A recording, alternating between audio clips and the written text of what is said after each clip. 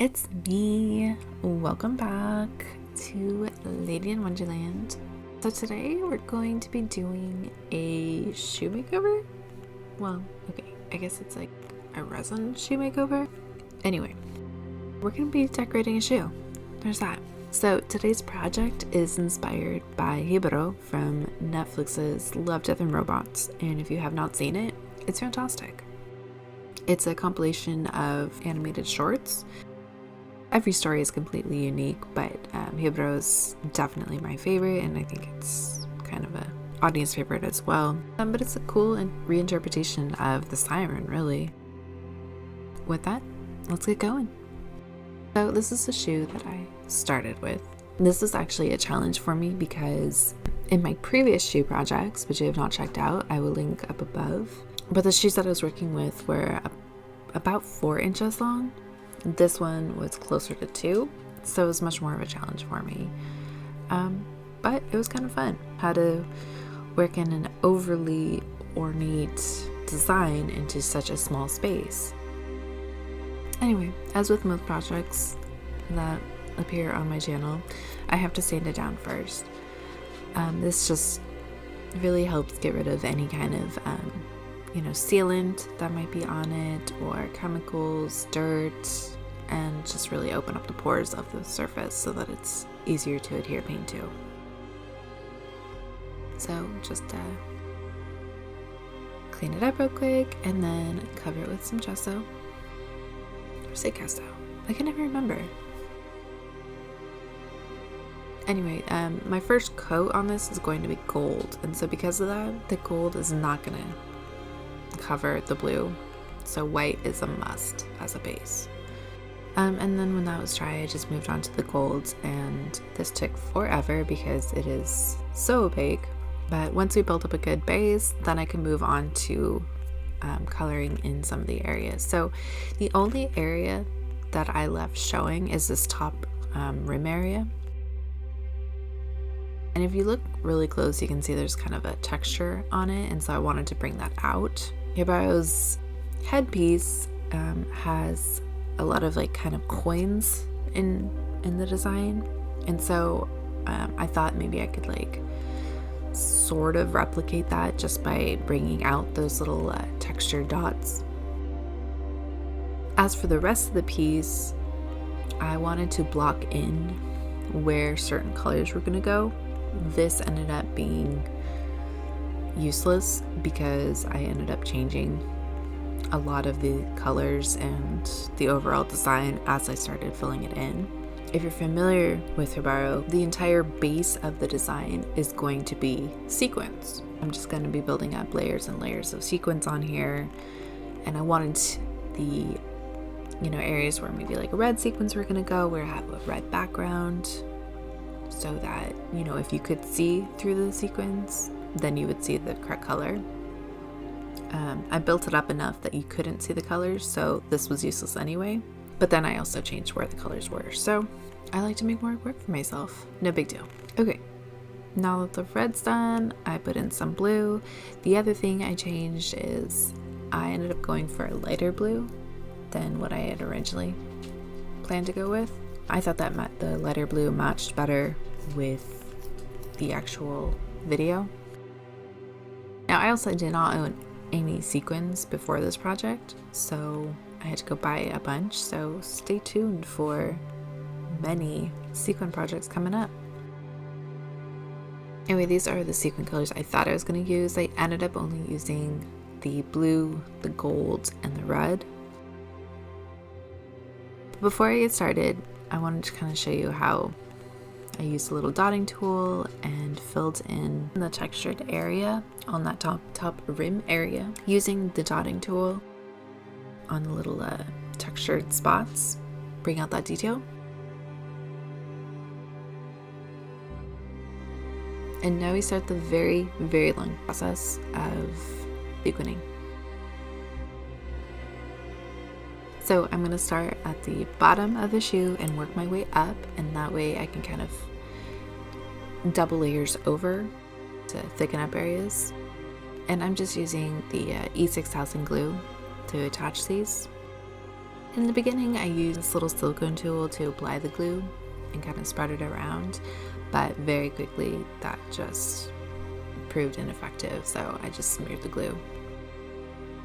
This was kind of actually mindlessly fun, but definitely took forever.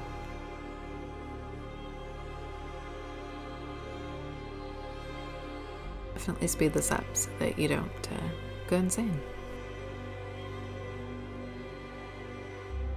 And of course, after the gold, that's when I started changing the design a little bit. I really just had to, because the shoe was so small.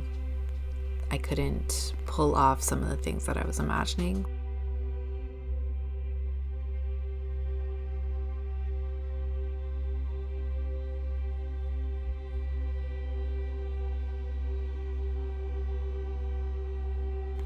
And then here on the back, these little red stripes, I ended up changing those to blue as well. I've kind of finished up the front so you can see where that design is going.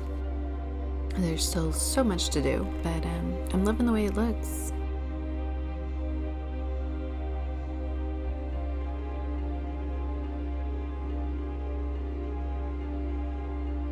Originally there's going to be a silver line in there, and I wanted to kind of oscillate between the lighter gold and the darker gold colors, but the shoe was just too small for that kind of detail, so that didn't work out. So let's switch gears. This is for a piece that we will look at a little later, but I need to do some prep work on it. So these are little alphabet beads, and I want to turn them into kind of like gold coins. So I'm slathering gold paint on them, but I'm doing it very thick because I want to try to cover up as much of the actual like letter imprint as I can.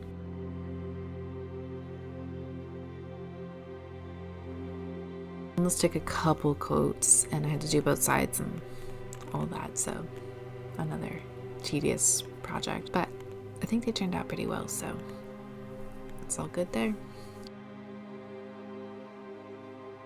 And I'll show you exactly what we'll do with these a little later. First, I got to create all the little pieces. So next up is some beading, and these are those little, crimp finding things. Here, let me get really close up for you. JK, you still can't see them. Anyway, I think they're called knot covers, like crimp knot covers or something.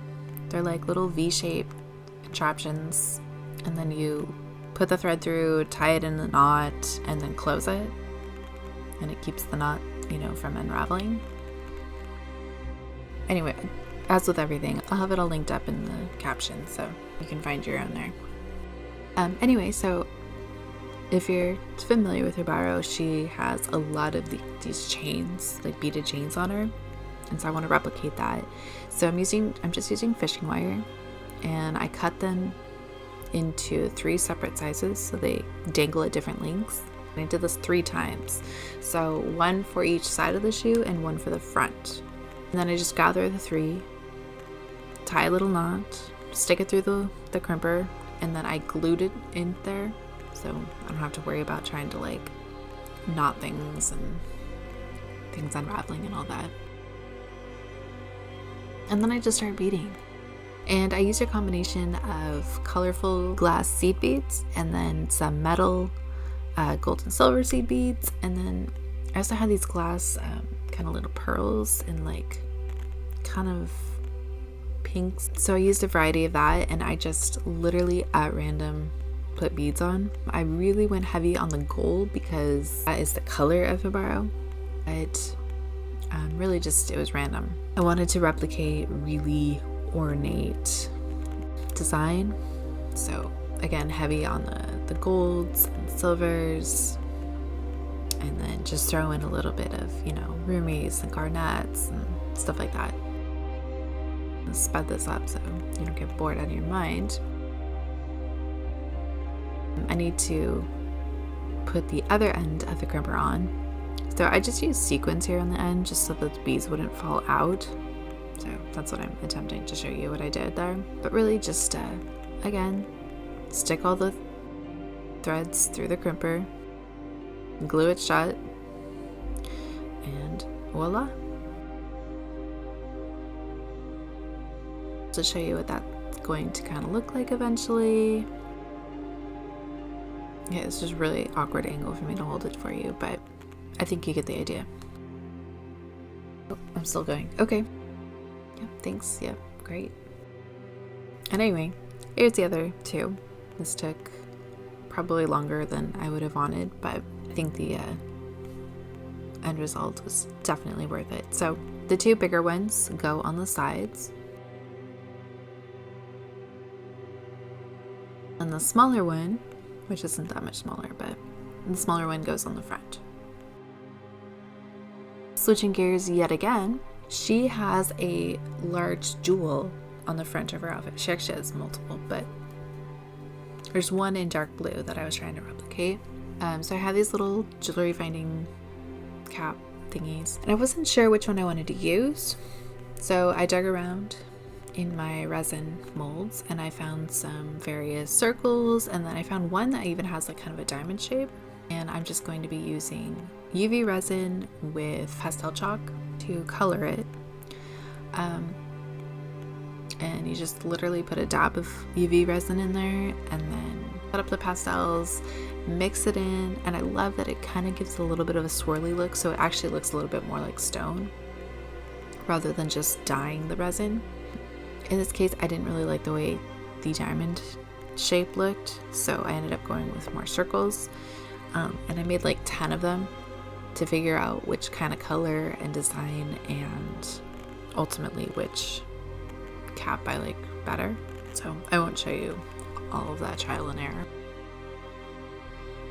So switching gears again, I saw this on YouTube years ago, and I don't remember where or who did it, or I'm sure everyone does at this point, I don't know. Anyway, I was trying to replicate water sort of splashing, like a wave kind of thing.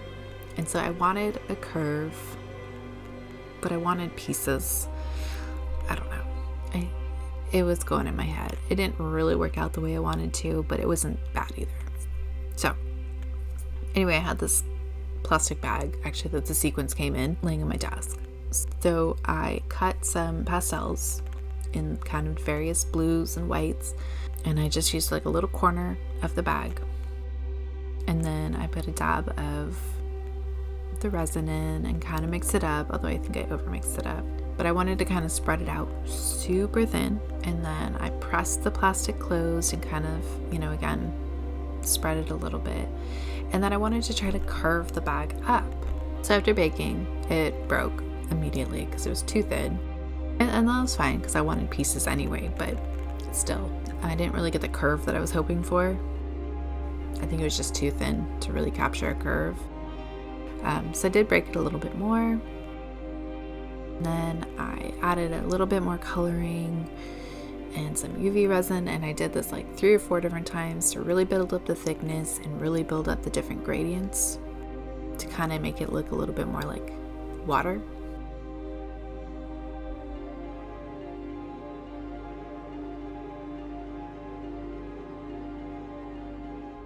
And then the final layer, I added a little bit of white so that kind of give a little bit of like a white cap look to it, because really all I'm trying to do is like show water splashing.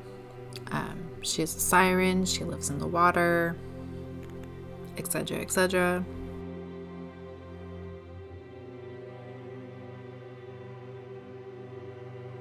So if you guys haven't seen this animation, it's totally worth it, and the animation itself is some of the best out there.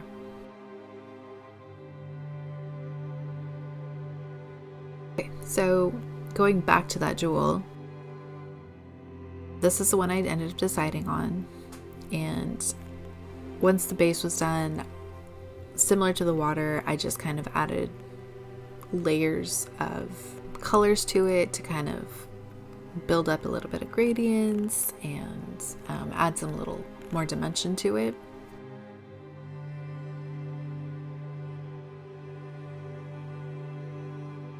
Which leads me to the final thing. So I'm getting my plastic bag out again, and I'm creating a big old puddle of resin this time. And then I'll add in some more pastels to it. I want to kind of tint it to look like water, but not necessarily dye it to look like water. Just, again, why I like the pastels for coloring, especially if you use UV resin. UV resin doesn't like things to be in the way of it when it's baking it down. So the pastels are really good about kind of tinting it, giving indication of color, but not like, yeah. Anyway, so I baked it just for a few seconds, just so it started getting gummy and staying in place. And then I stuck the heel into it. And then I started piling my little gold coins all around the heel.